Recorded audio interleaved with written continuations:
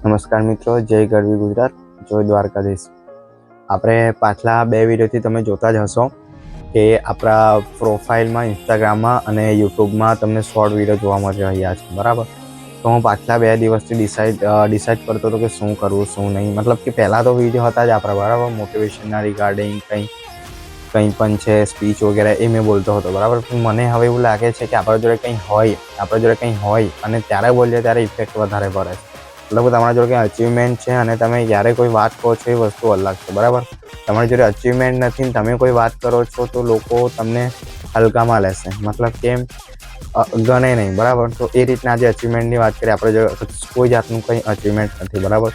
તો આપણા જોડે સ્પીકિંગ સારું હોય, આપણા જોડે ગમે તે કંઈ અચીવમેન્ટ હોય તો જઈને આપણે કોઈને સલાહ કે પછી ગમે તે આપી શકીએ, બરાબર।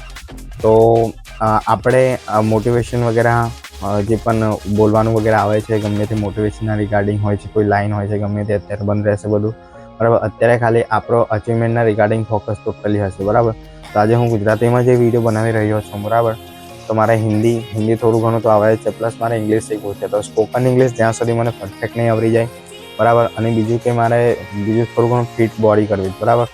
તો બોડી ફિટ થઈ જાય અને સ્પોકન ઇંગ્લિશ પરફેક્ટ રીતના થઈ જાય ત્યાર પછી આપણે લોંગ વિડીયો આવવાના ચાલુ થશે, બાકી તો ડેલી વ્લોગના રિગાર્ડિંગ શું કરું છું શું નહીં એ તો આવ્યા જ કરશે, બરાબર। એમાં એડિટ વગેરે એ વિડીયો તમને જરા નહીં મળે, બરાબર।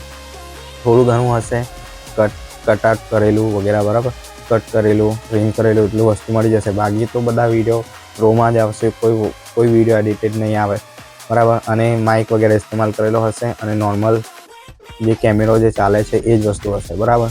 બાકી આ વિડીયોમાં એટલું જ કહેવા માગું છું કે અચીવમેન્ટ લઈને પછી આપણે વિડીયો ચાલુ કરશું। મોટિવેશન હોય કે કોઈ લાઈન હોય, કોઈ ડાયલોગ હોય કે ગમે તે હોય, XYZ, બરાબર।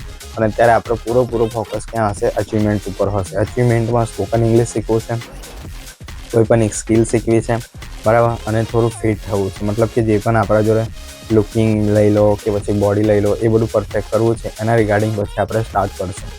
એમ તો સ્ટાર્ટ તો થઈ ગયું છે, બરાબર, પણ આપણા જોડે કંઈ હોય અને આપણે કંઈ બોલીએ, અચીવમેન્ટ હોય ને કંઈ લોકો પણ આપણને ગણે કે નહીં આ વસ્તુ છે તો આ વ્યક્તિ બોલી શકે છે। અત્યારે આપણા જોડે કંઈ છે નહીં, આપણે અચીવમેન્ટ ઉપર ફોકસ કરશું અને અચીવમેન્ટ તરફ જશું। બધાને જતા જય ગરવી ગુજરાત, જય દ્વારકાધીશ। Thank you.